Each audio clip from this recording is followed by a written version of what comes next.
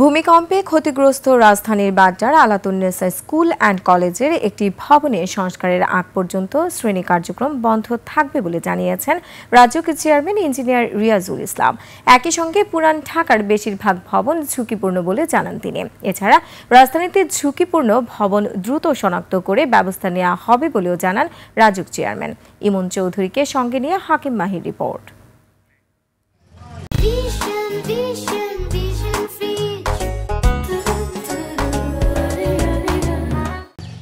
ভূমিকম্পে ক্ষতিগ্রস্ত রাজধানীর কসাইটুলীর ভবন পরিদর্শন করেন রাজউক চেয়ারম্যান। সঙ্গে ছিলেন ঢাকা দক্ষিণ সিটি কর্পোরেশনের কর্মকর্তারা।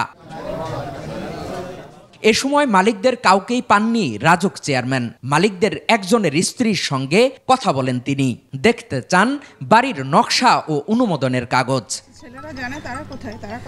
এ সময় ওই নারী দেখাতে পারেননি কোনো দলিল ও নকশা। তিনি এক সপ্তাহ সময় চান রাজউকের কাছে। প্ল্যানটা দেখেন, কবে দেখাবেন প্ল্যানটা? আচ্ছা, এক সপ্তাহ সময় দেন আমাদের। ওরা আসুক, ওরা আসুক, আসলে আমরা দেব আপনাদের। আমাদের ডাচ বাংলা আর ব্যাংকে থাকলে, ব্যাংকে নকশা থাকলে আরেকটা আপনাদের কাছে থাকবে না? ছেলেরা তো কথা বলে। রাজউক চেয়ারম্যান এক সপ্তাহ সময় দিয়ে হুঁশিয়ারি করে বলেন, সময় মতো নকশা দিতে না পারলে বাড়ি সিলগালা করা হবে। আমি বলে দিলাম, আমি নিচেও বলে যাব, সবাই বাড়ি বাড়ি বলে যাব, 7 দিন পরে যদি নকশা না দেন তাহলে কিন্তু বিল্ডিংটা আমরা বন্ধ করে দেবো।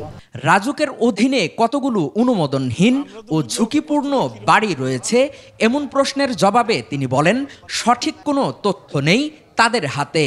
একদম সঠিক তথ্য নাই যে কতগুলো বিল্ডিং একেবারে প্ল্যানই নাই।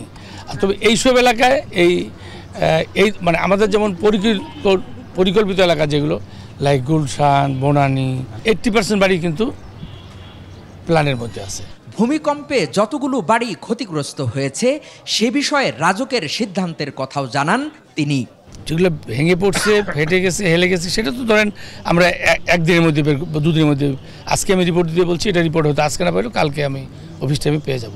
দুর্যোগটাকে অ্যাকসেপ্ট করতে পারবে এরকম ক্যাপেবল বিল্ডিং না, এরকম কতগুলো আছে, এটাই হলো আমাদের এখন জরুরি কাজ। এ সময় পুরান ঢাকাকে দুর্যোগের মরণ ফাঁদ থেকে বাঁচাতে আবেদন জানান স্থানীয়রা।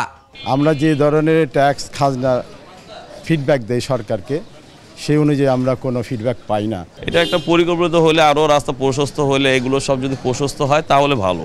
রাজউক সহ সিটি কর্পোরেশনের সঠিক নগরায়ন কার্যক্রমের বাস্তবায়ন চান স্থানীয়রা। পুরান ঢাকাকে নতুন পরিকল্পনায় সাজাতে প্রয়োজনে রাজউককে সহযোগিতা করবেন স্থানীয়রা। পুরান ঢাকা থেকে হাকিম মাহি, 21 টেলিভিশন, ঢাকা।